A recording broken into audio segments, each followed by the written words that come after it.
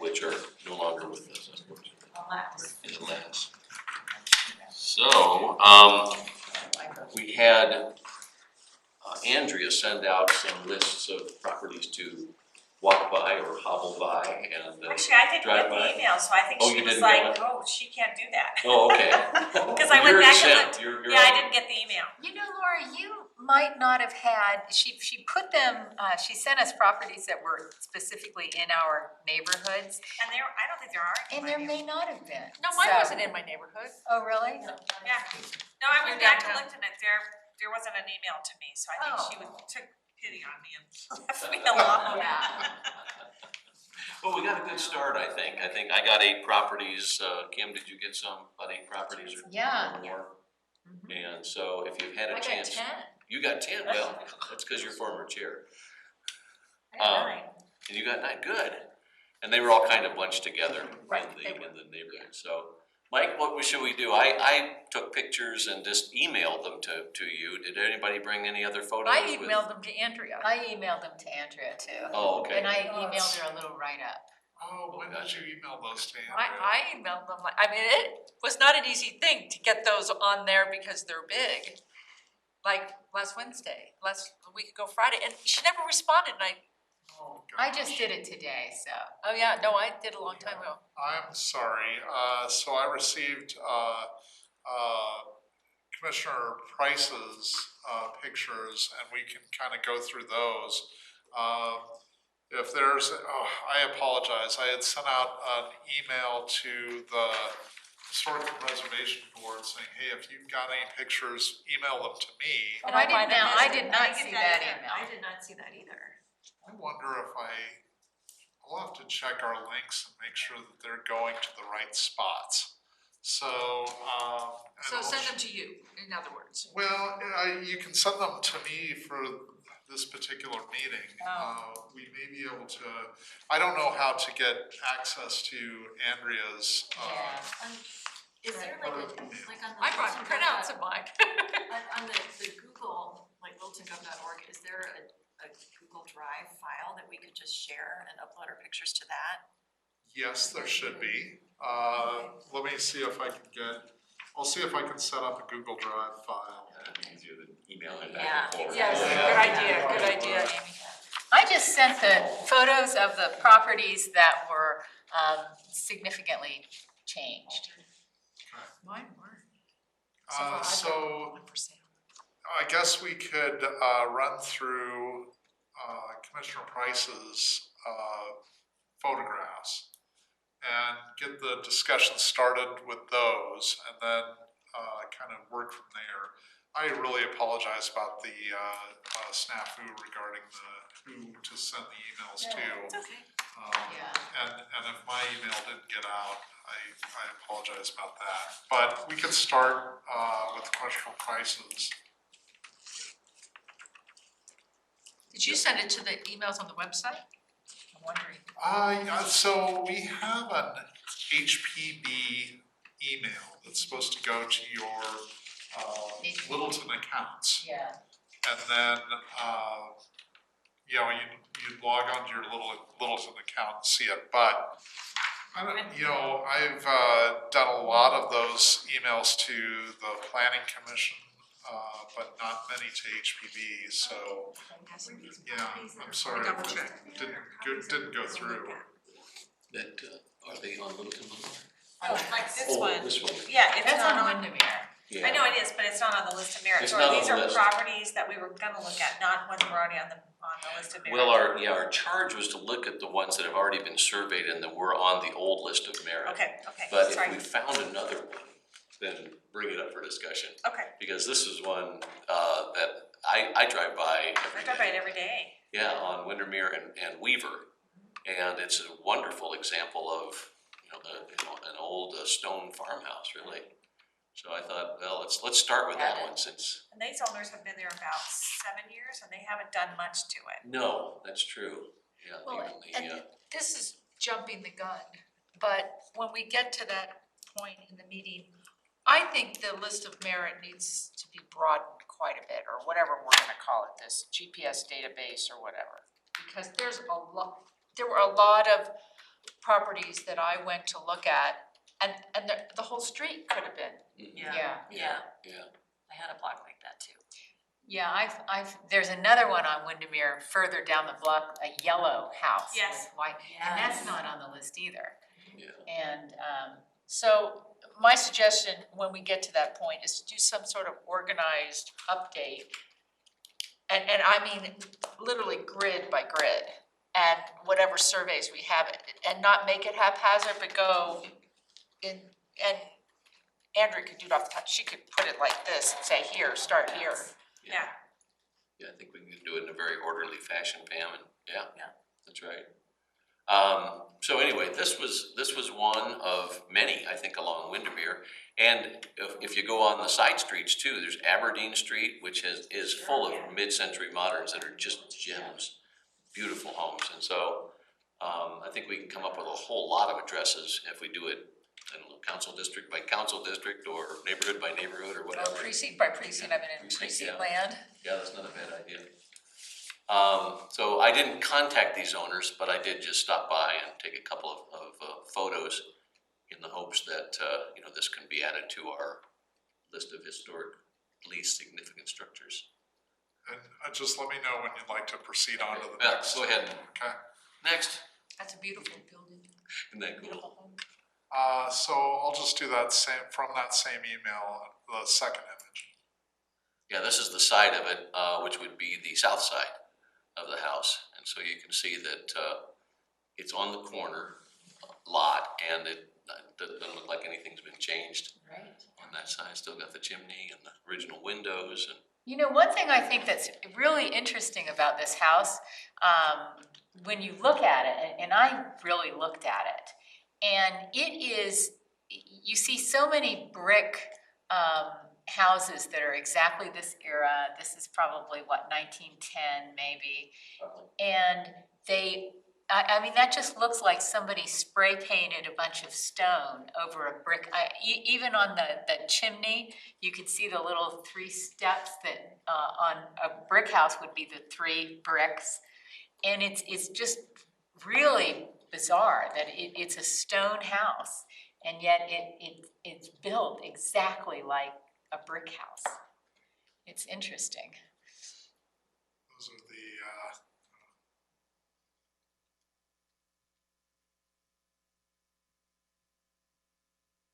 Yeah, they're kind of pushing the chimney out over the firebox. these pieces. Interesting. it almost looks like fieldstone that they've used for Yeah. construction in random colors. On to the next Go ahead. image, okay. Sure.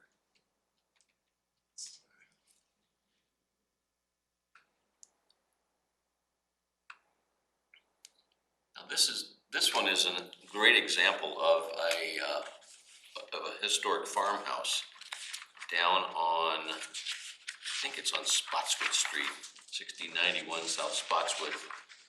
Yeah, and it was built in 1920. And the Malloys, Spotswood was called Orchard Avenue in those days. And this fellow was a farmer, and he lived there with his wife and their 21-year-old son, who was a machinist back in the early days. And so it's a very good example of one of the original farmhouses in Littleton. And it is largely in the same shape that it was in those days, except it's got vinyl siding now.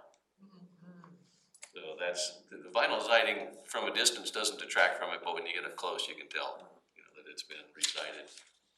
So that's too bad, because there'll be a lot of damage to the original siding if they ever decided to try to take that off. But yeah, other than that, it's a pretty cool example of an old farmhouse. Okay, next one. Oh, good grief. So how many houses are we gonna look at tonight? Should we have cots brought in tonight? No, we don't have to look at them all. I didn't take that many pictures, because a lot of them hadn't been changed, but only ones that had been changed, I took Yeah. pictures of. That's what I And did. because they were significant examples of something that otherwise is very, very rare. So in this Littleton. is Yeah. There's a duplex up on Prescott Street that belonged to an old friend of ours named Phyllis Dowell, who was a realtor in Littleton for a long time. And it's the only known example of a terrace style building. You know, in Denver, you'll see row houses Sure, yeah. that are, you know, that are usually single story with a flat roof. And they're built in what they call the terrace style. And this is the only one in Littleton that is survived, if there were others. And it's a duplex on the corner, just about the corner of Prescott and Powers. I think I know where that is. Yes, just near Marty Miller's building on Prescott, down that street. And there's three or four homes. One of them was the one that on the corner where the guy put the new sewer in, where we allocated money last year. Oh, really? And that's a landmark home, so it's not on the list of merit, but there's 3 or 4 others on that street that are either on the list of merit or should be, because they're great examples of craftsmen or that kind of style. And what we could do for some of the others too, I was just thinking we could use Google Earth to Oh, right, right. go into the street view if you'd like to talk about some of the ones that I unfortunately didn't get into the No problem. This one's literally a drive-by fruiting, I think. It's on, it might be on Prescott Street. let's see, it down- is. And This it's a is wonderful. 76 South Crocker. Okay. Yeah. This one really is a wonderful mid-century modern. And it's obscured by the trees, so you can't really see it very well. But it's got a north and south facing roof line that kind of merge. But, you know, very low roof line, which was typical of the mid-centuries. So that would be another one I think that could be up for nomination. That's cool. And 5633 South Prescott. This one is on the list, and this one's a pretty significant house. This was called Sherman Street in the old days, and this house was built by a guy named Dan Reed. And Dan Reed was a pretty significant Littleton home builder back in the old days, and he built it for himself. And the only changes to this house since the survey was taken were that front fence and this gargoyle that has been added to the main dormer Yeah. up above. Is that stucco I'm looking at? I think it might even be pebble dash on that house. I don't know. It's definitely an older type of stucco, like we have seen on Louthen Street. Yeah. Maybe not pebble dash, but kind of a irregular treatment. Yeah. But what was cool about reading all of the old surveys was who lived in these houses, who built them. You know, House Waring's house is on the list of merit, and his house is on the corner of Prescott and it's either Ida or I think it's Ida. I think it's Ida. It's isn't right, it? yeah, Right near the there in park. the corner. And it was built from a set of plans that were from a magazine. And so he bought the plans for $1 and then had a builder come in and build the house for him. And it was the first house that was built on what was to be Stern Park. Neat. Yeah, Oh, right that's on the cool. park there. He bought 3 25-foot lots and built that house. And lived there and I think his daughter still lives there. She does, as far as I Yeah. know. Yeah, and this is another one that is on Prescott Street, near these other ones that are on the list of merit, but it's really a cool, again, the foliage kind of obscures it, but it's a wonderful craftsman looking, and maybe this is the one I thought had pebble dash. It looks like it was built by Louthen, because it's very similar to the homes that are over on Louthen Street. I'm sorry, I don't know why it rotates like that. So the porch is not original. No, the porch isn't. What about the French doors, do you think? Oh, they don't look original either. Yeah, I don't know, but look at the curved detail of that That's porch. really Isn't that nice. cool? So that's another one that I think could be on our list. Yeah. And this was the last email. Oh, that house, 5642 South 5642. Spotswood. Yeah, that particular one, see, that was built in 1908. And at that date, only 3 houses had been built on Spotswood. And it was built for the Abernatha family from Missouri. And she was a telephone operator and worked at the Nimble Nickel Variety Store in the Coors Building. Really? In the Coors Building, really? Yeah, That's kind of cool. isn't that cool? Yeah, and there's kind of a variety store in there today. Mhm. The general store. Yeah. One of the houses on my list was Abe Valor's house. And Where's that? that is on, I think that's on Prescott as well. And let's see here if I can find it. Give me the address, I can put it on the screen. Let's see if it's in there. It was, let's see, it's 5634 South Prescott Street. It's what I call a Denver Square. I don't know if we have the on there, but it looks like that. Pretty typical one that you'd see up in Capitol Hill in Denver. But he lived there, and his business originally was in the Coors Building too. Wow. When he first bought it, he was quite a hardware merchant back in the day, and then his son took over for him when he retired. There it is. Good job, Mike. So yeah, that's a good example of an undisturbed Denver Square, except that it's had the porch in front added, but that was added a long time ago. You know, if you look at that, Yeah, they glassed them in. yeah. And that whole block again. looks Yeah. Yeah, the whole block interesting. of That one looks next very door is pretty. pretty cool. That looks Yeah. like something you'd see up in Denver. The yellow one? Yeah. The whole Yeah. thing, yeah. Yeah. That one I know has been remodeled extensively. There was a different looking house there before, and the folks who came in remodeled that. My office is on the next block. The yellow Spotswood, house, so I- or this one? The yellow house was remodeled. So I kind of keep an eye on things in the neighborhood. So did anybody have on their list, there's a house right across from the Heritage Football Field that sold this summer. It's a Oh, yeah. mid-century Yeah. modern. My friends bought that house and she said that the architect who did that house also did a few of the buildings on Littleton Boulevard. And, Is it Chosen now? I don't remember what she said, but it's totally original inside. Andrea mentioned that to us. Yeah. I wonder if it's the same house. Well, I know the house next door to it, it's 7117 South Windermere, because that's but I can't remember what this address is. It's just, But it's the white one, right? yeah, it's white and it's set back from the field. Yeah, it's a total weird kind of mid-century, Huge lot. yes, huge lot. Yeah, west side of Windermere. Is that Andrew Trujillo's house? Yeah, that's Ann's. Yeah, okay, Yeah. yeah. She's working with the city. Okay. Yeah. Yeah, it might be a little difficult to see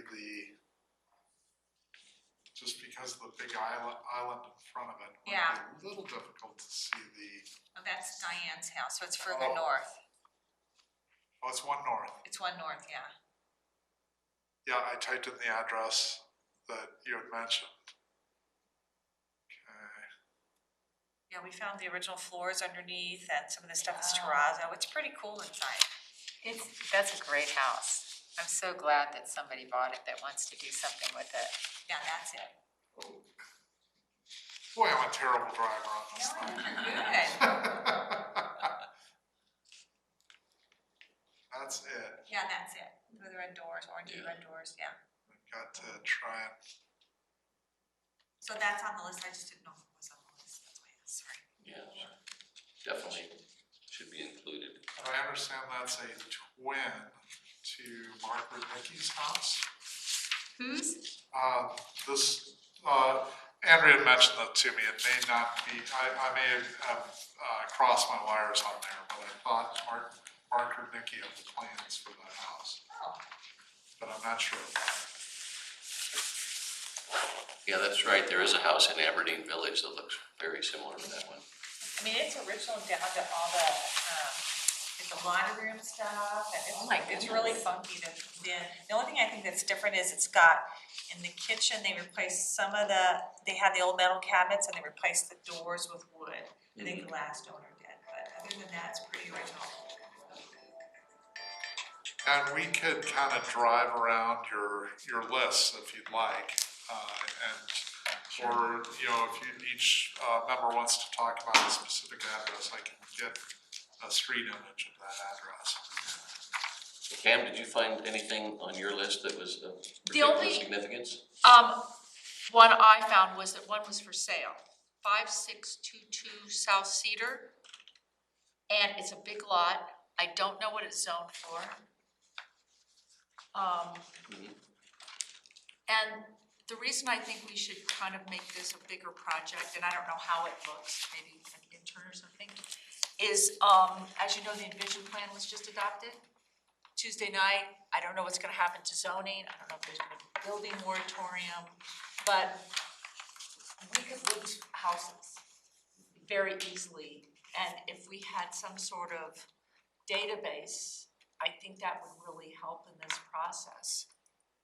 Yeah, and to me, that looks like a big lot, and if it's zoned, I mean, there could be high-rise, multifamily in a heartbeat. I have no idea. It's an R3 area now, I think. And what does that allow for? I think you need 9,000 square feet per dwelling. I think that's right, it's mainly single family. Something like Okay. that. It's a single family Okay, zoning. well, that's good. That's at least a double lot. Yeah, that is a double lot. Yeah, but you bring up a great point, Pam, and I think that this is maybe the time to talk about that is, I had a chance to review Lisa's work in Fort Collins, which is absolutely amazing. You did a great job. And Clarion Associates, I know, has worked with the city of Littleton before.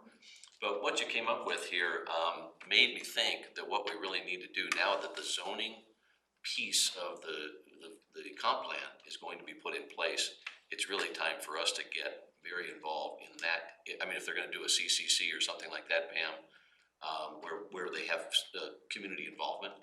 Well, actually, I went and spoke at the meeting and told them about my experience on the CCC and suggested that they have a CCC type group. And if, for those of you that don't know, it's a Envision Littleton Community Coordinating Committee, and there was a person from each commission that was invited, you know, to send a representative. I came, and then Mike started backing me up when I couldn't come, and then he ended up coming, and we got as you know, we got a lot of historical preservation stuff in there, in the Envision Plan. And so I suggested to them that they have this for the zoning portion.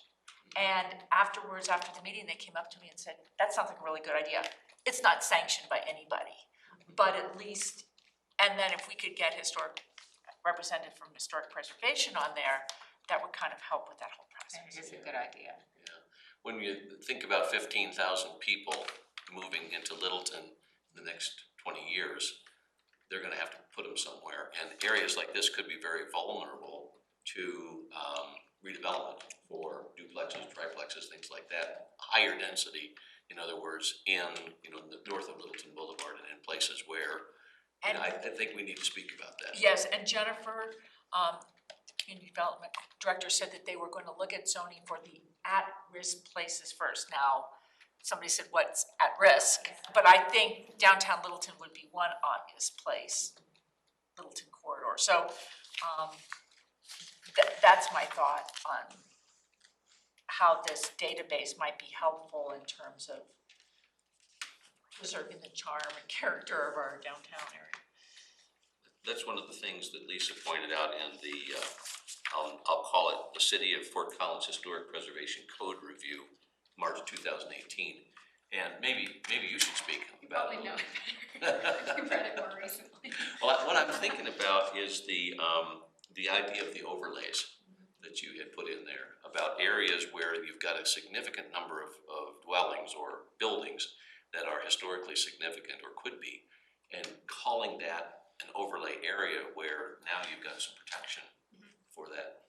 You can talk a little bit about Yeah, I that. think, well, I think, you know, the changes to the zoning code don't have to be all doom and gloom for historic structures. It could be an opportunity to have better protections on character, you know, defining defining features. And you could do that through overlay zoning. You know, what is it about that house that we would want to preserve? Is it the lot size, or is it, you know, the materials, or what is character? And what level of zoning might be appropriate on that block compared to the next block, but yeah, I think an overlay tool, you don't wanna have like a ton of overlays, cause it gets really complicated to administer, but I think for the downtown more historic areas that aren't fully designated, it does provide some level of protection that you don't get otherwise. And another idea that you came up with was something called a conservation district, which is typically owner initiated and enforced by the neighborhood itself. I would think Laufin Street is kind of a conservation district, the way that they have set that up, Certainly you know. was. Usually call that like historic district light. Exactly, that's right. Yeah. We talked about an overlay on West Littleton Boulevard on the corridor. Mhm. It's, you know, it's one of the options that we might look at. Yeah. And one statement here says many local governments integrate their historic preservation regulations into their local zoning ordinance. So that's what made me think, well, what a great time to be part of this historic preservation regulation with the zoning coming Yeah. into play now. And better link zoning and preservation together through the development review process and emphasize the need for consideration of preservation issues alongside other zoning and land use related issues. So we'll be involved, depending on what happens to Pam. But one of us will, or maybe more of us can be on that zoning committee or the CCC, whatever they come up with. Yeah, I think it's a great idea, and they seemed open to it, but again, in council. Yeah, okay. All right. Anyway, So that was the only thing of significance out of my group that I looked at. Kim, what'd you find? I found several things that are pretty interesting. First of all, 830 West Ridge Road, which is right next to the Mormon Ward House on Ridge Road. And you don't even need to call it up. Oh, there it is. It is a vacant lot. There was a house there, but it was demolished, I think in It was the, the cool white farmhouse. It was really a Yeah. cool place. But it was That's empty right. for 20 years or something. Yeah. yeah, and I remember when that happened, so that one's gone.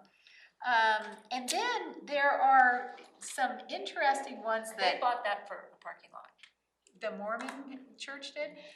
I was But they wondering about that. haven't done anything with it. No, they sure haven't, and you know, they have, because I took the picture of that from the parking lot, and that parking lot's huge. I mean, they have a giant parking lot, so it's like, wow, they need more parking, that's pretty amazing. And then, in the 5800 block of South Windermere Street, there are several interesting houses.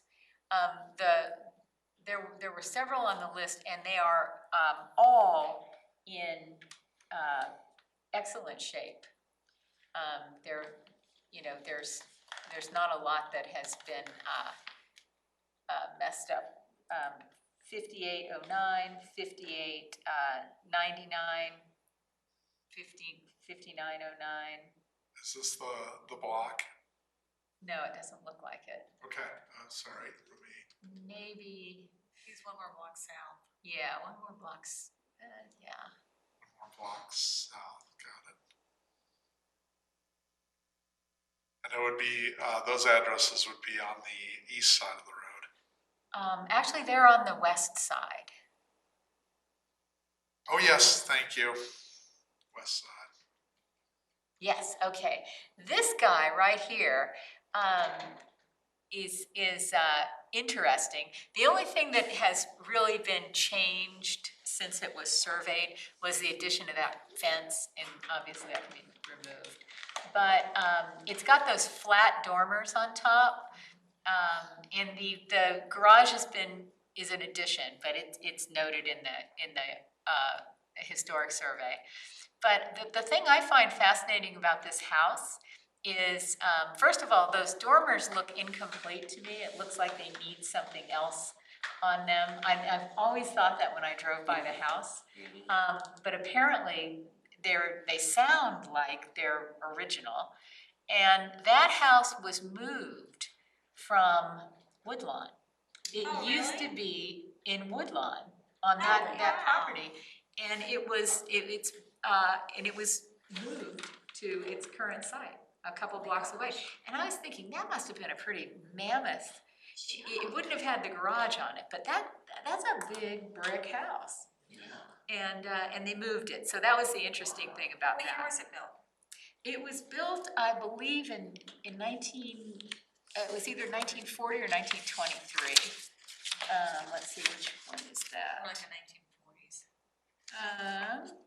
I'll tell you in a second, I have it right here. You would have to ask that, 1920s. And so it was a significant house that was moved.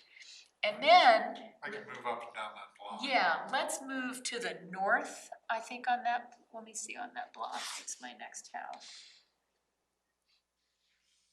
This is probably better than our pictures. 5809. I Yeah, think it's actually, pretty yeah. good. You gotta deal with 5809. the driver, that's not very good. That's okay. Yeah, that entire block is, now that is another significant property, and it's pretty much untouched. Inside, it's totally gutted and everything architecturally is gone. Yeah, Yeah. but we're primarily interested in the exterior, but that's interesting because obviously with grant funding, you could have gotten it for the interior if you had done stuff. I never noticed that house. Is that on Right the list? street. Yeah, I was Kim? gonna say. It is on the list, Really? but it has, it's the same as it was when it was surveyed. So it's been I surveyed? think you can only get Yeah, our grant money if you're downtown or landmarked. well, I'm thinking tax credits. Yeah. Okay, and then let's see, if we'll continue north Continue north. we'll on the do street. On the, let's see, Corner, yeah, that guy right there, blue. yeah. That one, again, it's in very, very, pretty pristine shape. It really has not had alterations, besides the front door. But, it looks like, it's pretty well preserved, still looks like it has the original windows. The garage is different. They've replaced the garage doors. And I mean, they're like that brown door, you could see that. And it looks like it fits the house, but it's obviously brand new.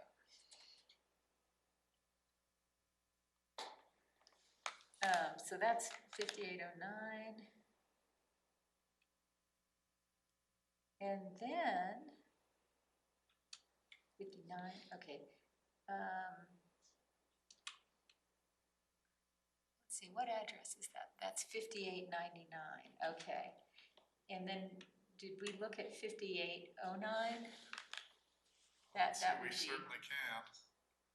oh yes, that's the north again.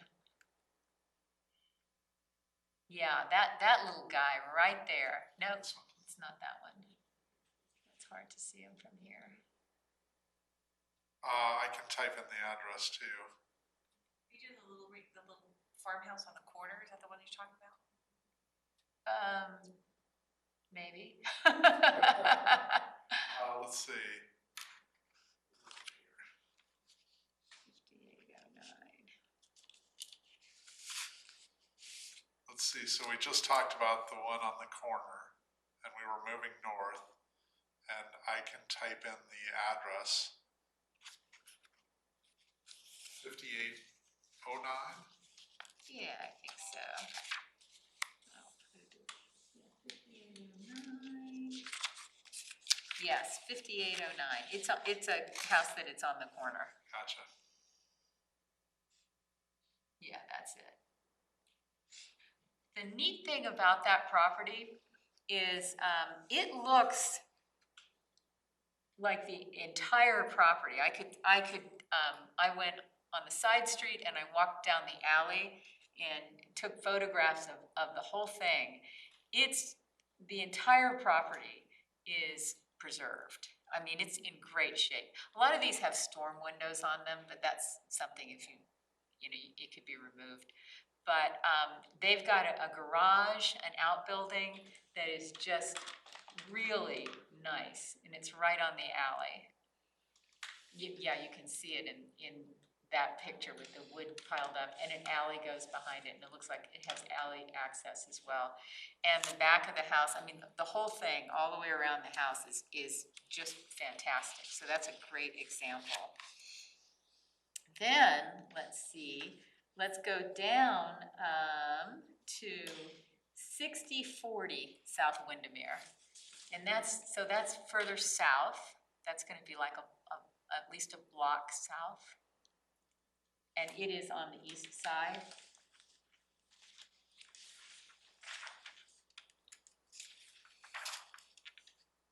Yeah, 6040 right there. And there's Windermere over here. This is a really neat house. It's the house on Windermere that has all the lilacs, the incredible lilacs in front. And it has that wonderful rounded porch. And I know Nancy, the property owner, and she corrected several things in the survey.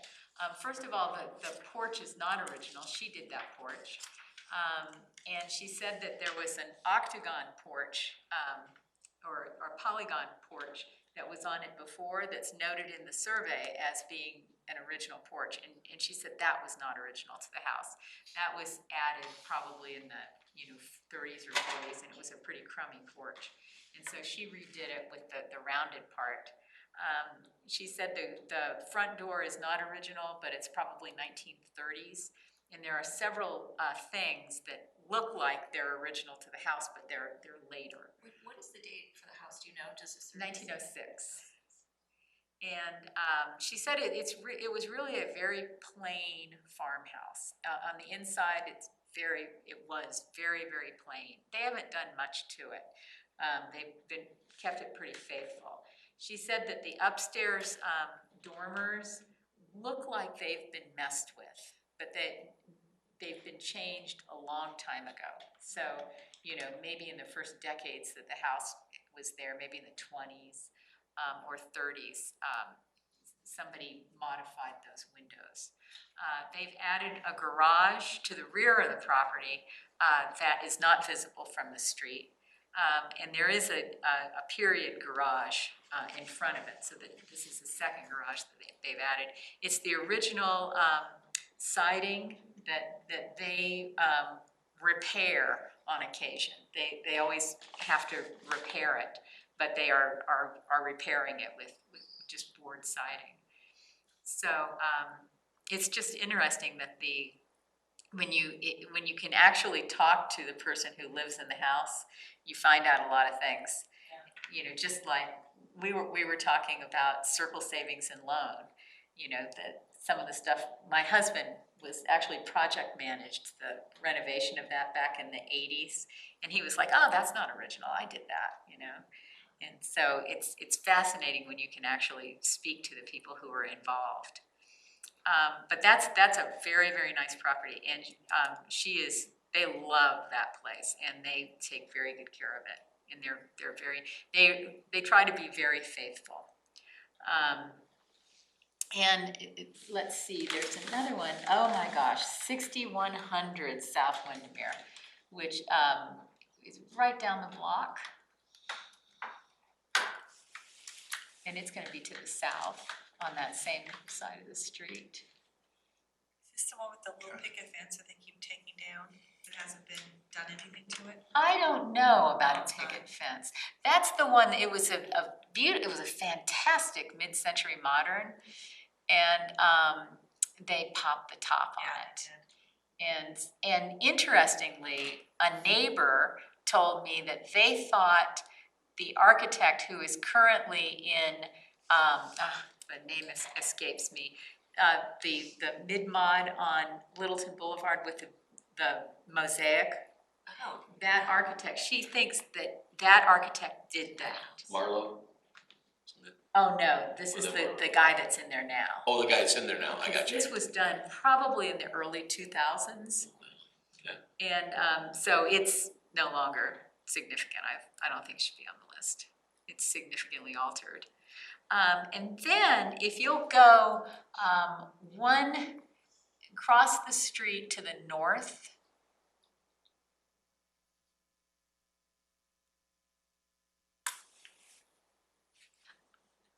is that the? Yeah, that guy, that's to the west, but, Sorry.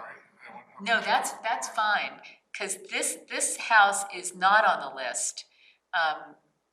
And it looks like it should be.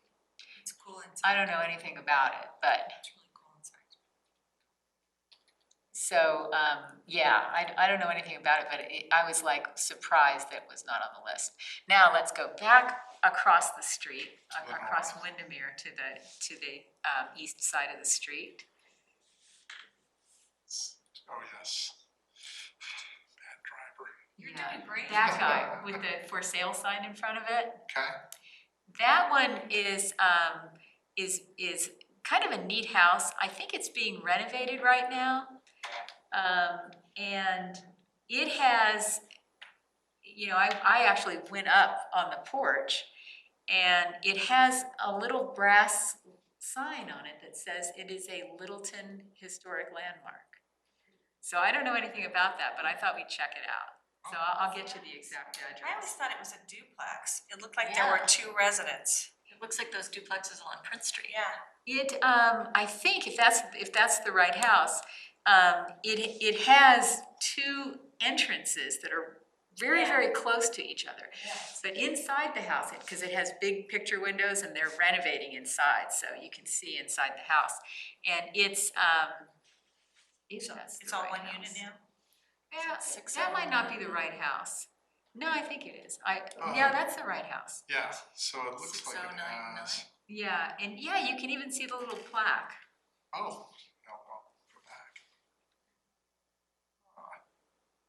And it has this incredibly cool room divider that's like the 1950s that's accordion accordion. wood. And it's really neat slats. It's pretty cool. So they're doing a lot of work on it. And it's got that wonderful sandstone fireplace. This flat. this Yeah, flat. that right there. Oops. So I don't know what it is, but I think we should find out. Why is it a landmark?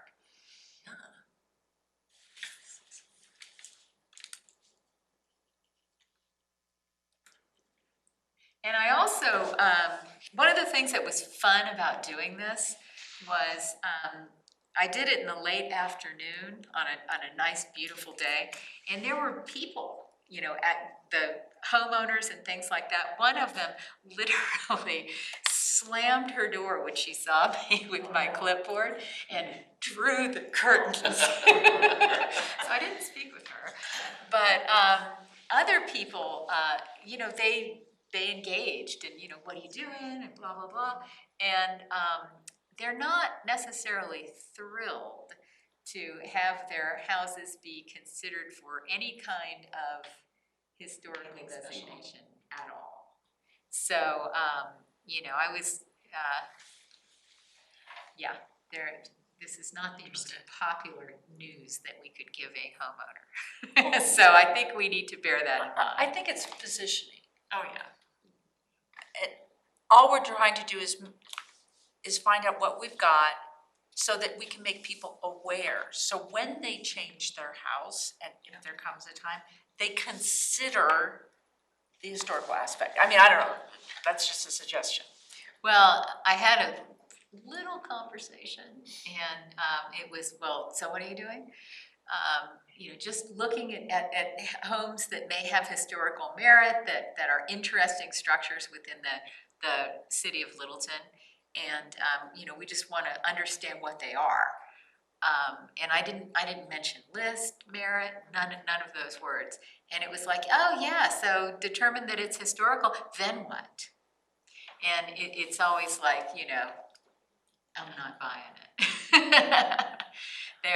They were, and I did not, you know, speak to all of them by any means, just a couple, and they were not thrilled. To be considered. So that's it. Bit of salesmanship involved in that, I think. And that's a great block, though. That is a really cool block. Yeah. That's all, Kim? Yeah, that's Great it. job. Anybody else have anything? Amy, go ahead.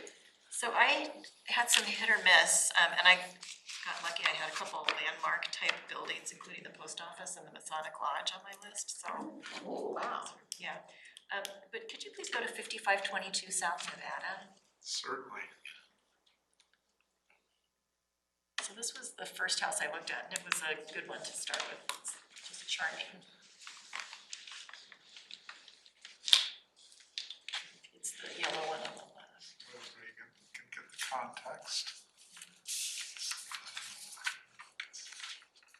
This block is definitely in transition with a lot of new construction, and this charming little guy, trees that haven't been pruned in a long time. So how do you get a house like that one in a residential area? Oh, it is a residence. I mean, It's a the house. one next to it. door. Yeah. Well, It's a that house. whole block is condos, townhouses. Got Yeah, in front of the zoning committee and they said yes. yeah, that's right. Yeah. Yeah, so this is the one that was on the list with the beautiful facade and the scalloped, I guess it's scalloped shingles. I need to look at my picture again. Cedar, Yeah, yeah. yeah. The one next door, was not on our list. I'm sorry, to the other direction. Sorry about that. To the right, yeah. That one was not on the list, but it looks to be the same vintage, same era, if not the same scale as that first house. All right, so I started out with a good one. The next one has me a little nervous. It's 5621 South Nevada. It looks like it's been repurposed.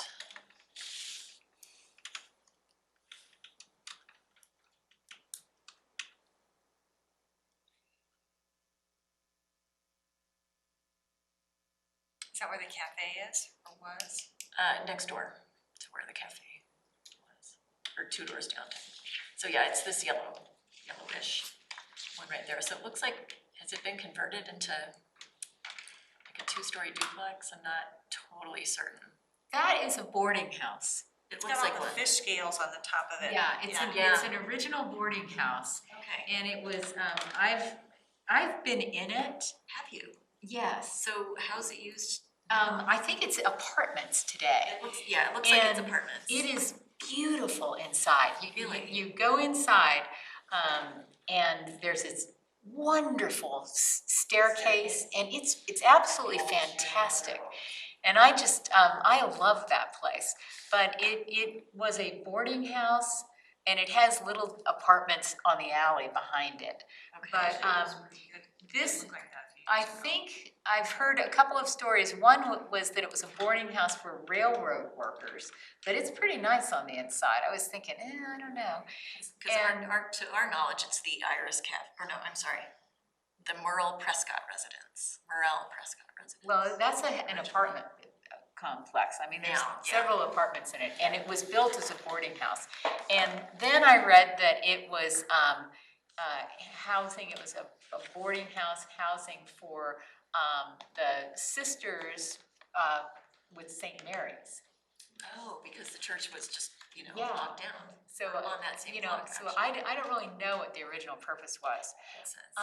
I know that it's been for sale several times over the amount of time it's been on my radar screen. There's no signage out now. No, and I talked to a guy and I was like, why doesn't somebody buy that and do something with it? And he looked at it and he said it's got issues, a lot of issues. Well, with the 2 new properties on either side of it, one wonders how long that will be there. It's interesting though, on that block, there's 1, 2, it's in the middle, this guy, and then where Jaja Bistro Yeah. used to be, they're putting up another thing. And it's interesting because the facades are all pretty much in a line. And it actually looks like it fits in really well. It's just kind of a weird Yeah, that's thing. true, with the square Yeah, blockiness of it. yeah, I love that place. Yeah, it's interesting. And then 2 doors down to the left, The north or to the to south? the south, as you see, is no longer there. Oh. So that's 5641, that was the Iris Cafe. Oh, I didn't realize that was gone. The old Jaja Bistro or Yeah. whatever. Yeah, it's Jaja. is gone. Yeah, which is a shame, that was a really sweet little house. It was a cute little bungalow. Yeah. It was a great place. Yeah, Yeah. and I mean, the house itself was very sweet. And then I headed over to Prince Street, so the 5500 block of Prince is really a nice block, on the west side. So the first house is 5513. Oh, sorry, I'll go right to it. And there were a number of houses that were not on the list, in this block. So 5513 is on the north end of the block. So we can start at the corner or? Yeah, right there, right in front, yeah. The one on the corner's been repurposed quite a bit, so. Oh, yeah, well, Oh, we can get I have a picture on my phone. We can get a side view of it, or, Hang on, let me pull out my phone's picture. It's a red brick, I don't know if you can tell, yeah, you can kind of see it. And it looks like there's not a whole lot that's been done to it. It looks like it's been maintained and cared for, but you can see the porch looks original to me. And the windows, I don't know if you can see, like, look at the, You can also the scroll detail back on in the window, time. that brick If you detail. look at that, Yeah, right that's below where the cool. address is on Yeah. your top right, there's a little circle. yes. You can scroll back to time. I'll find one in the winter, maybe where the leaves aren't there. There's some deep brick detailing that's really interesting. Maybe that one? Oh, Remember Ah, that? there you go. Oh, I didn't know you could do that. Good Wow. idea. Good deal. Yeah. Hours of fun. Yeah, that's a much better look. And it looks like it has storm windows, but maybe Yeah. there are wooden windows underneath that. Yeah, they are storm windows. I'm just blowing up my own picture here. They do look original though. Yeah. Yeah, and look at the paint and the detail on top. So, yeah, this is a nice little property. Yeah, you're right, that whole block is interesting. Yeah, and that one looks residential to me. Some, not all the houses there look residential. I think some have businesses in them. But there's, it's still a nicely preserved block on the west side of the street there. I So- can kind of go. So this is the house to the south. Right, yeah, so as you keep going south, there were 3 or 4 nice ones.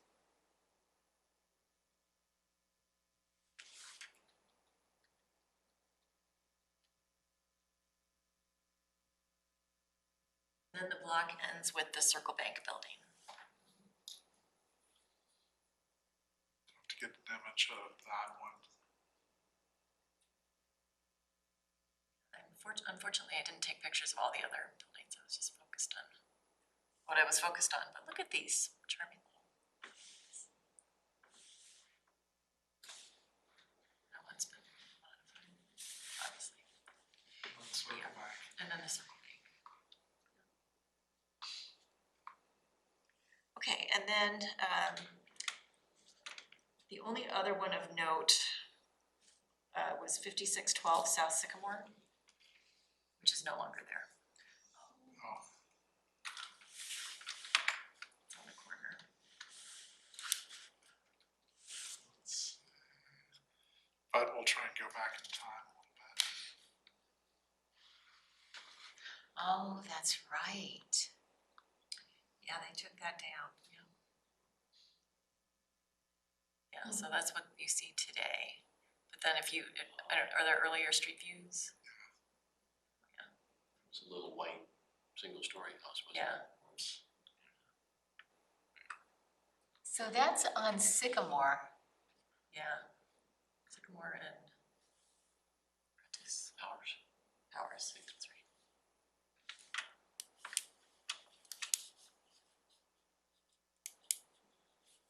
So that's gone. These new apartments that, like replaced that one, does anybody know about the price of one of those apartments? There's a townhouse that's just north of $1 million. On that block, or no, I'm sorry, it's one block, But I mean, like the one that replaced that, yeah. you know, there's like a talk about affordable housing, so Yeah, are these I- multifamily units don't seem like this I part of wouldn't class- affordable housing. No, I wouldn't class it as affordable housing. That's my guess. Yeah, there, Across, do you know where the School of the Blind is?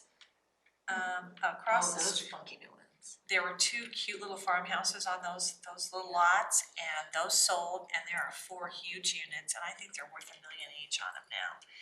are they in, it's a fourplex basically? Yeah, I think there's two. 2 and 2, I think. Yeah, 2 and 2, but they were the cutest, 2 little farmhouses on there, and then one day they were gone. Are they $1 million apiece? I think they Oh were. my gosh, Yeah. get out of For a town. fourplex or for, I think a Per- unit. For one, Per unit. yeah, and they're, I could be wrong, but I think that's no, I what they think were. you're right, we walked through one just for fun, and Yeah. yeah, it was, But you're right, the affordable housing is like, They're that's, small. because people are equating multi-unit housing with affordable and not when Not it's new those. construction like this. not the new condos. I think people make the argument that if you increase the supply, then the price goes down. Pardon? I think people make the argument that if you increase the supply of housing, then the overall price goes down for other units, like it's like a step ladder, like the people that are moving into that are vacating something else, and that are vacating something else, it's not a direct that new housing is gonna be affordable. Well, that's happening at all. Like my house is appreciated, but I couldn't afford to buy someplace, I could sell it at a profit, but I can't afford to move someplace comparable Right, right, with the That's money right. for my house. yeah, comparable, no, forget about it. You have to go someplace else. So some things.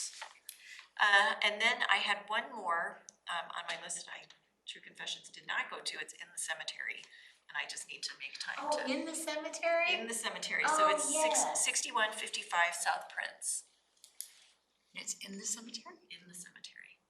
We can visit. Yeah, and I got there too late, the gates were closed. Yeah, Is that where the caretaker lives? it is. Okay, I've been back in there. The caretaker and his dog Dallas, we Yeah. walk past that every Dog single night, Dallas. and visit Dallas. You could check out this house then for me. Yeah, I mean, it's, It's still there. As far as I it can looks, tell. it Does somebody live looks there? really, yeah, the caretaker. He's a nice guy. So is this the Oh, one so you can get there from Yeah, Ridge Road, I that's didn't it even right think there. about that. here? Can you access it from Ridge? You have to go through Yeah. the That little gates. spur, okay. Yeah, you can go, right, it's past the, that's it right there. Okay. Yeah. How about that? You've only been there if you've had to plan a funeral. Yeah, Usually. well, Yeah. I've been to funerals there, but I just haven't paid attention to the house, I guess. That's another dog, that's not Dallas. In the yard. Yeah, hard to get a good perspective, this Yeah. angle. Oh, that's 2007. But can you validate that that house is still there, Kim? Yes, it is definitely still there, and it looks basically the same. It has, porch on the south and a porch on the east side, and they're not original to the house. Okay. There were porches, but they're not those. And the neighbors, it's easy.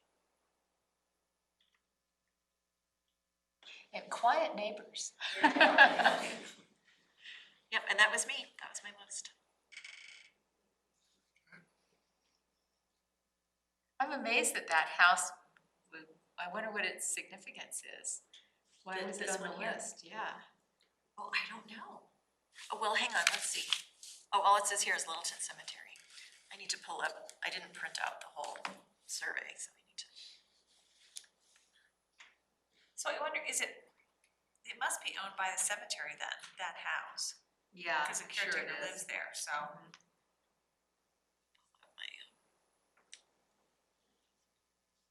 Lisa, you have it? Yeah, mine were all still there. A couple of them are actually in the historic museum. So I know they're preserved. And then I had what's it called? The title guarantee building at 2000 West Littleton. That one was the picture that I chose to send in because I just love that mural. Yeah. I think it's a Belgian artist did that, I read in the survey. So I tried to take some cute pictures of my dog in front of it, but he wasn't having it. But the one I wanted, and then I had the courthouse building across the street, which is also cool, mid-century. And then further down on Littleton, a couple of the houses, one of them's 4 square and one's, has a really cool like eyebrow dormer. What address would you like? 1890 1890. West Littleton. The one, and nothing really looked very altered or, wasn't much to bring up. West Littleton is such a kind of eclectic, you know, there's a lot of stuff there, a lot of periods. Yeah, they're definitely all, or almost all that I can tell, been turned into office, so. It's just kinda sad, cause it'd be really cool to live in them now. That, I've always thought that would be a neat house to, Yeah, so it's this But, one yeah. and the one across the street. The one I wanted to talk about, I didn't have, there was no survey for, so I don't know the details of, but it's, I think it's 800. I think. It's the like little farmhouse right by the wild ginger, the one that's on the big on plot the land. huge lot, yeah. 800 West Littleton. I think so, it might have been, that one might have been one of my other ones. Oh no, that's the other one. That one's really cool too, and it's fine. It must be 400. Oh, it's right there, on the right, by Wild Ginger, That in the the big lot. big green, yeah. I was just curious if anyone knew more about that, cause Andrea said it was on the list, but there's no survey. What I know about that place is that, That one. it's absolutely prime property to develop. Yeah, And the house, is said to be, oh, that's just the tenant cottage for, a more significant farm. That, I guess the farmhouse is across the street and down the block, it's yellowish. But it's kind of being poo-pooed as, oh, it's just the tenant house. But I think it's kind of neat looking. It's Oh, really yeah, cool. and it's part of the story. and it doesn't, when I drove, I mean, it's pretty far back from the street, so I couldn't tell, but it doesn't look like it's in horrible shape, like it looks, obviously it needs paint. But it's not falling apart, and I can't tell if anybody lives there or not, I've never seen lights on there or anything, but I haven't either. it's overgrown and deteriorating, but not falling apart, not falling down right now, but it's on a huge lot, so if anything was threatened in my 8 that I looked at, it's this one. Yeah, I would have to agree. Yeah, on our list, it calls it the Mallow Farm, M-A-L-O. M-A-L-O. And supposedly the main farmhouse for that farm is across the way, and it's on the south side of the street. Is it like a big Denver square? Oh, that is the sorry, I got my addresses mixed up. The Mullow Farm is the one I originally sent you to. Which is a yellow like farmhouse, 4 blocks down. This one's the 439 West Littleton, the Riedel residence, I think. Oh, gotcha. Oh, this one. Yeah. But I think all the other houses are like post World War II. Yeah, is that, oh gosh, is that Broadmoor subdivision? Oh. Is that right?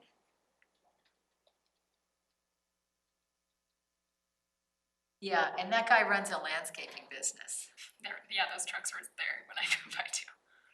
And apparently the neighbors are unhappy because landscaping businesses start up super early in the morning and they've got the trucks going and all of that. Yeah, and this one didn't seem to have any alterations from when they did the survey.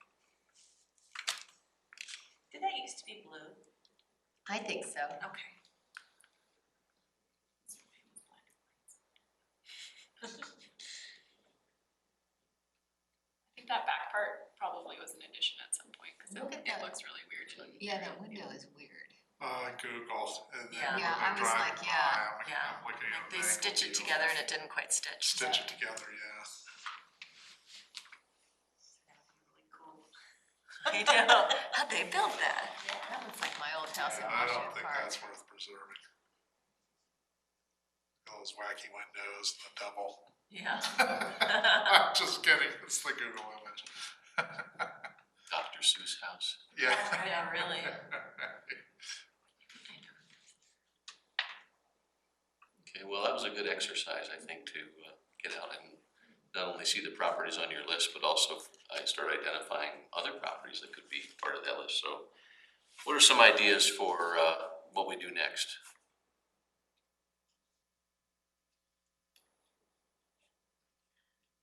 Well, I was thinking that we need to really understand what our goal is, what we're actually doing. Okay, so set goals. Got any ideas? Well, I would think one goal would be to make sure that all of these properties that are identified are put into not only some sort of list, but a mapping so that they're identifiable on the city website, and you could go to any of these addresses and be able to take a look at that. But really get into an education program with these owners for the significance of their homes, and get over this fear that historic preservation is some sort of overbearing, over-lording, over-regulating thing. You know, I think that's what, when you ran into that problem, Kim, I've run into that as well, with people. I talked to Bill Smith, who owns the Title Guarantee building a couple of years ago, about possibly landmarking that building, and he was all ears, and I gave him all of the wonderful reasons to do it. And he said, "Nah, I'm just not interested." So it's a education process. And, in Fort Collins, of course, you've got the ability to do a non-consensual landmarking where the hearings are involved, but 3 people can get together and say, we want to designate this. And then the owner gets notified, and then, you go through a hearing process. I don't think that's going to fly very well in Littleton, honestly. I think so. No. No. So we've got to Can you do it imagine? more of an education program, I think, and as somebody pointed out at the last meeting, make it kind of cool to Yeah. have your house on that list and on that map. Yeah. And to me, I guess that's what our goal is, Kim, isn't it? To see how many we can do. We can either landmark or conserve or something like that. From this. Did we come up with a different name last month for this? Yeah, Like a heritage honor roll or I something? don't remember what it was, but we definitely did, because list of merit is really Kind of scary. a 4-letter word. Yeah. I have I wrote down Littleton Legacy Properties. Somebody Oh, came that's up right. with that one. I like that. And then Lisa had one, potential something list, but I've got 4 dots where that second word was. It was right Lost in legacy. Yeah, Gets away from the list aspect, gets away from Yeah. its Yeah. document set, right. Like They were coming after you. But yeah, your house is pretty special, it's a legacy. We had talked about there was a potential grant opportunity for increasing survey and including this project as part of the grant request. Is there any update on that? I don't have an update on that, but I can get one for you as soon as Andrea gets back.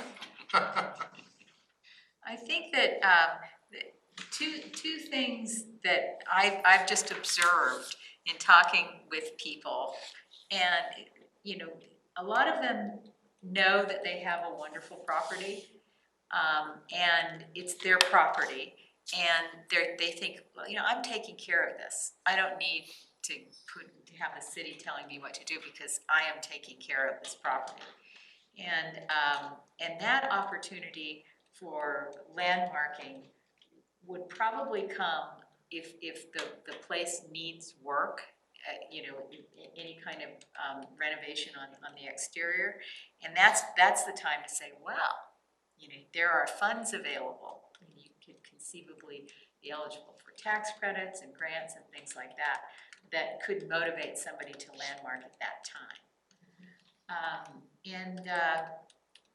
The other is, as one person that I spoke with said, yeah, I know this house is historically significant, but there are some things that are just ugly about it that, I want to change, and I'm going to change them.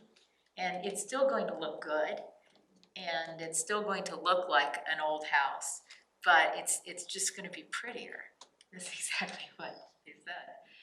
And I think that an example of that would be those garage doors that were swapped out. I'll bet that was, I don't know this for a fact, but I'll bet that was their motivation, was that I need to replace the garage doors. And I wanna get garage doors that'll be really attractive and nice and go with the house and enhance the beauty of the house, even though they're, modern garage doors. So, you've got a little of that going too. So it's like, I know it's a historic property, but, this isn't Colonial Williamsburg, it's Right. not, I need to live in this house, so.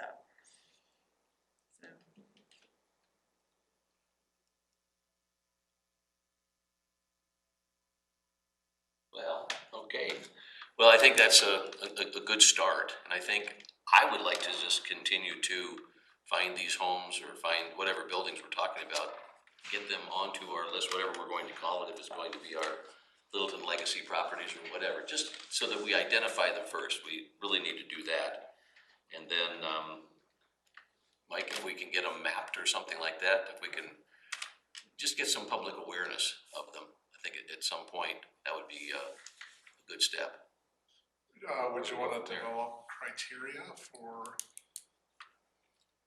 what could potentially Okay. go, what is a Littleton legacy property? I know Andrea, before she left, she talked about, well, this isn't really, doesn't have to be limited to 40-year-old home. It could be, are there properties of particular significance that you look at in the future and say, well, that it doesn't necessarily have to be mid-century modern. It can be more contemporary. Mhm. There's something about it that's more significant. She mentioned that as, we're not confined to the boundaries of what is traditionally considered historic on a list like this. Not a list, but the Littleton legacy properties. And would you want to develop some sort of criteria of what you're looking at to be mapped, or I don't know. What kind of age are we talking? Because if you say 40 years old, there's a ton of those, Mm-hmm. Yeah, but those aren't really significantly historical. Right. yeah. A lot of the properties I looked at had some significance because of who lived there, who built it, an event that had occurred there, or it might be a unique property to Littleton. It might be the last of its kind in Littleton. So those were kind of the things that, if we had a whole, you don't want to just preserve the last one, but how difficult is it to preserve, the entire block? When you've got 10 or 15 different homeowners. And I think Kim kind of pointed that out last time about the ones that are kind of becoming eligible, but not quite there yet. Maybe they're 39 years old or 38 years old. Maybe they're not included now, but, they're sort of on the radar to be included when they are 40 years old. So I'd say stick with the 40-year designation right now anyway, just not to make it too, make the, whatever we're calling this grouping, too large. What do you think? I think we're still not, because what I'm hearing is, these are cool houses, and that's really subjective. And I think that if we're going to have a legacy something, grouping of houses, I think we have to really understand, again, I feel like I don't really know exactly what we're doing. So I would like a little more definition, something to get my Are they there arms because of around. architecture, because of who lived there, because of how old it is? Yeah, Well, I think what we talked about last time was that as part of the grant, it would be updating surveys, so if we, I don't know about you guys, but for my list, all of them except that one were already previously surveyed, so we already had that research done, or at least some level of it. and they've determined whether it would be potentially significant or not. So maybe it could just be things that have been surveyed or will be surveyed in the future, so that they're kind of kept separate, so it's not that they're put on this database or list for the sole purpose of that, they've already been studied, so when you were talking to the neighbors, you know, it's not that you're deciding that those houses are significant, they've already been researched and studied, you know, 20 years ago, where they said it was an interesting house with, you know, potential significance. So I think if we just focused on what's already been surveyed or will be surveyed, and then put that into some sort of an educational format that people can learn about what's been surveyed, then that's kind of how I see the purpose. I think it will get dangerous if it starts to get muddled with whether this is some sort of protection for these houses, but if it's something that's already been surveyed, that's already there. Maybe we just call it the survey. Yeah. Because the city of Littleton's actually done a lot of surveys. Yeah. And it would be really nice to call public attention to them. And, you know, I don't know exactly how to do that, maybe pull out some examples of, you know, here's a survey that exists, that was done. And these are a couple of examples of houses that you would see in this survey. And We have a little check trouble them with out. implementation. We've had the Littleton Corridor Survey for what? Year and a half? It's still not in front of the property owners? I mean, that's a long time to have something. Yep. And the property owners still don't know it exists. So we have to keep that in mind. And also, we have to, you know, I just think we ought to go in and use the surveys that we have and try to do something with them.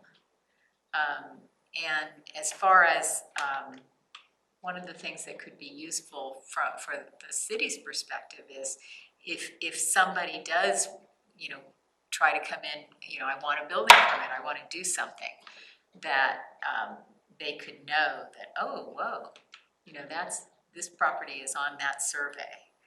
And it might be, I don't know if they're linked, that if But by that time, it's too late for them. They've already got plans to make they already have changes. plans, but, you know, as of right now, I don't think even, it doesn't come up if somebody's applying for a building permit or even talking to you about a property, it doesn't come up and say, oh, this has been surveyed. I think there's something informal. I think sometimes Andrea's been called. It used to be flagged and held. It's not that anymore. No. But, Right, and I think when we have a pre-application meeting for a property, we know if it's been surveyed. You and do? we can, Okay. That's important. we can inform the property owner, not that it's got any particular protection or anything like that, but we can inform the property owner of what the survey was. I think we do that fairly regularly. I wonder how many people even know these surveys exist. Yeah. I mean, I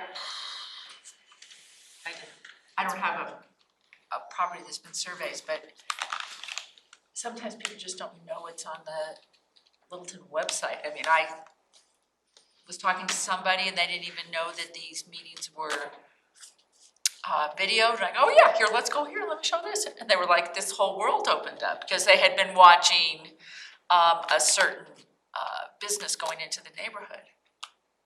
I thought, oh yeah, look, it's on the agenda, let's go look and see what they said. So, there's a lot there. The surveys, especially if aren't significant enough to be mentioned in the overall report, are really difficult to find. Like, I had to reach out specifically to the State Historic Fund to get mine, the one that was done about my house, and I only know that I can do that and that there is a form because I worked in this field, so. Because you're in the know. Yeah, so I'm sure people don't know. Yeah. And that would be, I think would be pretty incredible to be. I always I'm confused, Arapahoe Hills or Arapahoe Acres, which one is it? Yeah, which is- Littleton? Arapahoe Hills. Okay, Arapahoe Hills. There's a really acres. cool survey that was done on those houses. And, but I just discovered it relatively recently, and it's really interesting. And I think people would like to see those, and it would be nice to. Are they online? I mean, they're digitized, right? All the surveys? Surveys, we're working on it. Oh, okay. Right now, they're in files. Oh, okay, 'cause- So we're trying to digitize those files, but I wouldn't say that they're all digitized. Because it would be cool to be able to get on the website, like if you have zoning questions like we did years ago, you can get on and answer, okay, I understand this because there's zoning information.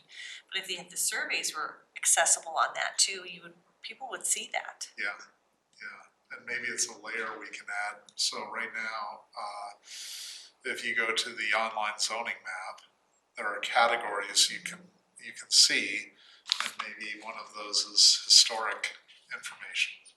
Yeah, that would be really cool, And if it's been surveyed, yeah. that is there. So Andrea and I can kind of take a look at stitching that together. What are the surveyed properties? What are what's on our list? What still exists? Can we map all that out? And then where do we go with that? We can kind of take a look at that. I don't know what time frame that project might work in, but we can kind of give you a report at your next meeting and say, okay, well, this is the information we heard from the last two meetings. Here's what we can put together, what information we can get to you and when, and where we go from there. I've got to check out the grant. Maybe there's a possibility to have apply for a grant so we can fund some of this stuff and actually devote the time to it. And we can investigate that, and we can as far as the goals for this particular program, we may be able to kind of float some goals for you to think about at your next meeting, and what those might look like for this particular piece. Is it really just the surveyed properties, and are we just trying to map those surveys and then try and get some resources on the webpage that may be possible, or do we want to do something more with this? And hey, it's not just the surveyed properties, but a list of, I keep using the word list, which is the wrong word, but how to look at your own property and see online and see, oh gosh, what's the historical significance of my property? How do you answer that yourself and look on the web and get an appreciation for that? Not every property is going to have that resource, but maybe we can develop a group that have that ability, or you could get online and figure something out. So yeah, I'll review the tapes with Andrea, and she'll say, why didn't you help them more? But we can look into the discussion and kind of get you some information for your next meeting that will kind of help push this forward in some way. Like, I think in Andrea's notes from last meeting, this will be used for future planning efforts, which include neighborhood and corridor plans undertaken by the city, as well as developing a historical preservation plan. So, that's the ultimate goal, I think.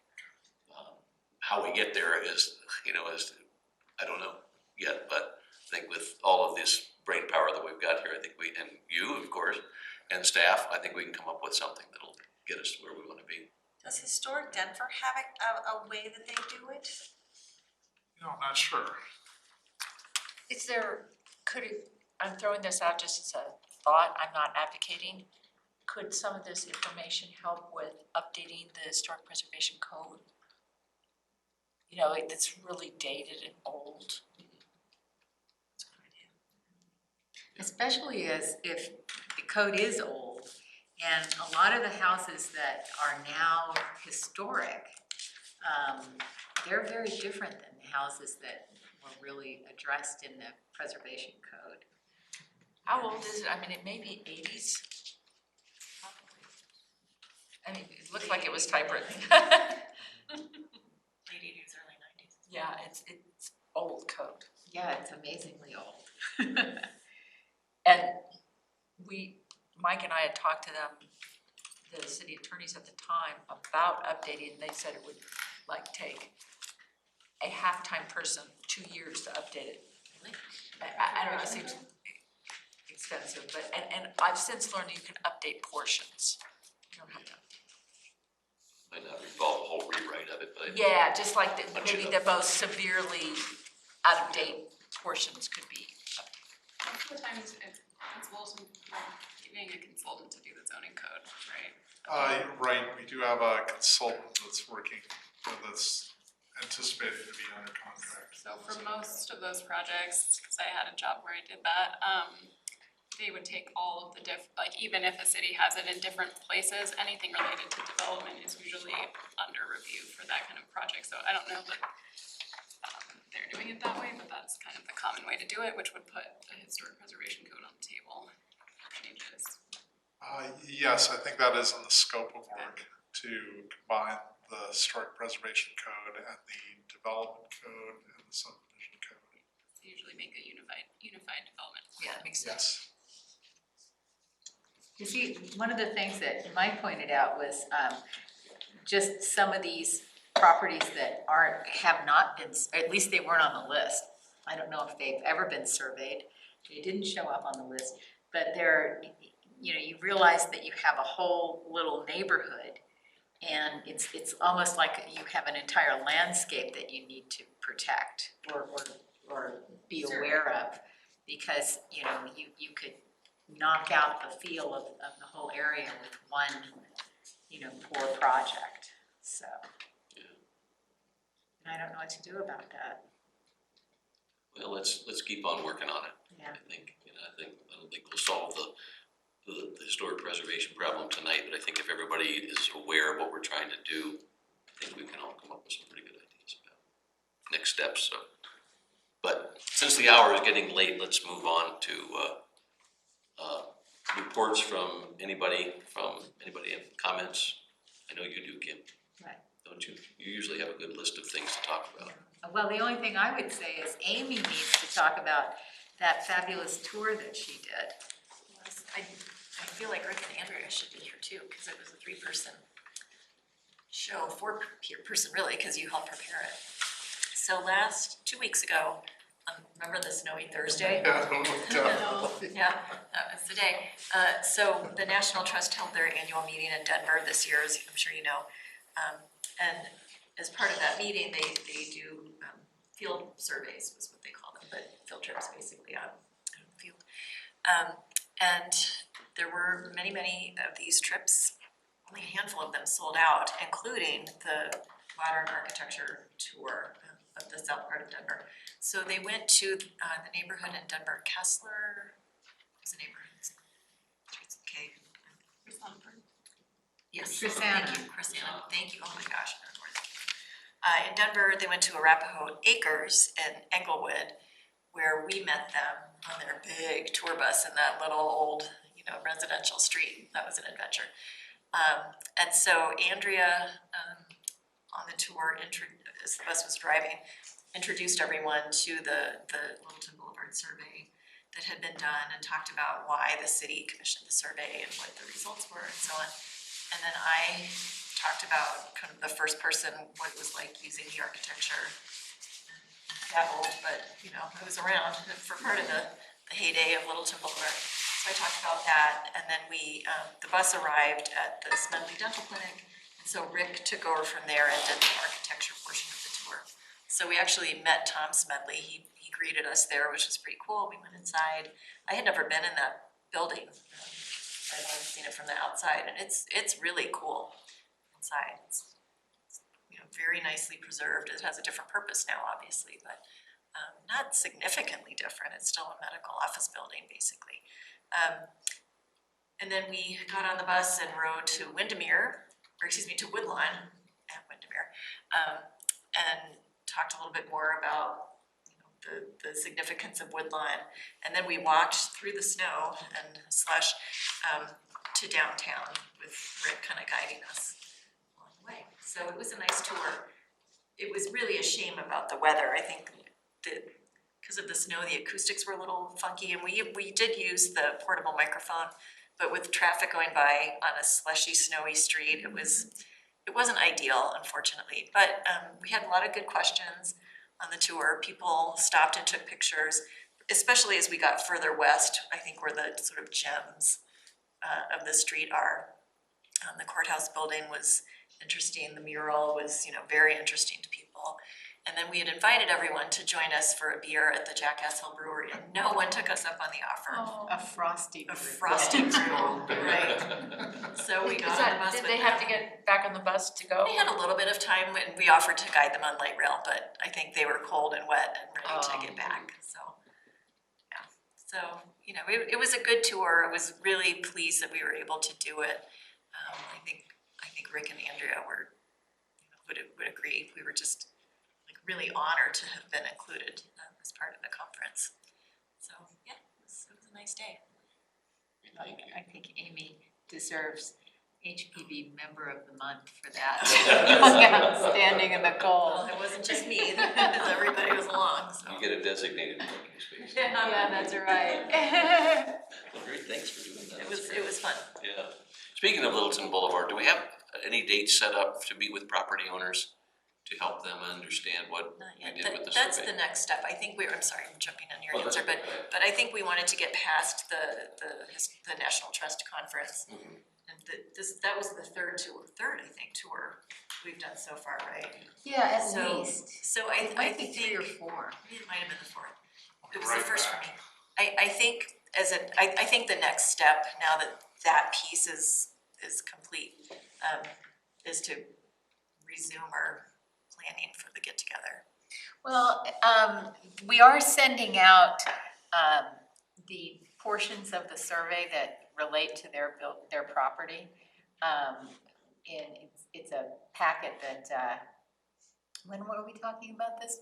2 weeks ago? It was just yeah. And I think it's gone out. So we'll have to check on that. So just that section of the survey goes out to the Yeah. property, oh, that would be good. Yeah. Because the surveys itself are like $28 to recreate. I would love to see a scenario there where we could reproduce those and sell them at cost. And I'm sure To we could do distribute. that. I mean, we could sell them at the museum. Oh, yeah, You would buy those. Well, and they're online. They are online. they are. It's different though. It is, but at least Yeah, it is If accessible. in the packet that goes out with the hard copy for the survey, Yeah. you could put a It letter says and that, say, yeah. here's the Exactly. total. And Better than that was exactly the plan, to Yeah. see the whole thing. But I think it's so helpful to see the whole thing in context, all the maps, even the end papers that they did with ads from the Littleton Independent, I think is important. And, yes, the bookmarks that are, Thank you. Thanks for being getting made available. And, one of the things that's kind of cool is this logo, the Mid-Mod Mile, that's gonna be on banners, It's cool. along It's really cool. the street. That's great. Yeah. Yeah, if you'd like extras, we've got a few extras, but you're welcome to, Oh, I'll take a stack. okay. Very nice. These turned out nicely. Yeah, they really did. Amy, do you think the strategy then is to meet with individual owners as opposed to doing a group? Is our thinking evolved on that? Yes. It is individual owners. And, we've got a couple targeted that may be some of our early evangelists for it. And there are some owners that are interested in learning more. So, that's kind of where it stands. Okay, I think it's best on one-on-one as opposed to Yeah. a group setting. Yeah, Okay. For now. yeah. Just getting the information disseminated is, I think, the important thing at this point. You think that'll be a this year? And boy, I mean, that, we talked about a packet that was like, ready to go in the mail. So, I think it will be. When Andrea's back, we can Yeah. read. She's back next week? She's back this week, she'll be back on Wednesday. Okay, so Yeah. maybe give her a day or two. Yeah. I can reach out. And to she has not been in the office since our meeting, really, because Right. there was the conference and Yeah, and then she's out of town, so. yeah. All right, So my thought is that that will be disseminated, certainly by the end of October. great. And then the thought was to, follow up with the folks on the list to make sure that they got it, they have any questions, isn't it cool, you know, that kind of thing. Good. And I suppose be prepared for the same reaction that you got from homeowners I don't in your know, other survey. I don't know, Yeah, I don't it's know. interesting. Based on some of the earlier comment, I think there are a few people who are pretty warm to the idea. I think, We've certainly talked to a handful who are. haven't you? Yeah. I When I think see stroke the- clinic, drink wine perhaps, and maybe Yeah. a few others. Yeah, that's true, drink wine. Good. And Smedley tops, and that's a complex ownership issue with Yeah. the family and stuff like that. But they love that building. And he's always been kind of like, yeah, I don't know. But apparently he just loves He's on the board. tour. So he just felt really proud of his building. Is that the stroke clinic? Yeah, What's that? it's the stroke clinic. Maybe if we find funds in the budget to get him more sealant for the outside. Oh my gosh, and that outside is so magnificent. Because it's all cedar, isn't it? Or Yeah. redwood, Yeah, it's And I'm really sure that well takes a cared lot of for. maintenance. Okay, well, great, good work on that. Couple of dates coming up. History Camp is November 2nd here at ACC, isn't it, ma'am? And then we've got a post office dedication on Saturday, November 9th from 1 to 3 p.m. that Historic Littleton is spearheading. But I wanted to make sure that you're all invited to that. There will be cake and punch, and the postmaster or mistress, who is very mysterious to me, kind of like the Wizard of Oz. I've chased her down. I've never been able to meet her, but she's going to be there. So Oh my gosh. What time was that? that is November 9th, Saturday, Pam, from 1 to 3 p.m. down at the post office. Some of the ideas included having a Pony Express rider come by on a horse and throw a big bag of mail, but that's not going to happen. But I think it'll be very cool. I think Mike Kaufman might be there because he was one of the ones who, while he was in Congress, helped get funds for the fix-up of the building. And a lot of local dignitaries. I think it'll be fun. I think all of the council, both old and new, are going to be invited as well. So it'll be kind of fun to have that big gang down there. So that's that. And then I had a question, I'm sorry, one other thing is Saving Places is coming up. I got my save the date, and that is going to be January 29th through the 1st of February 2020. So if you haven't been to this, it is a wonderful event. And I think, do we have some money from the city, Mike, that we can send a few folks? Yes, we do. Great.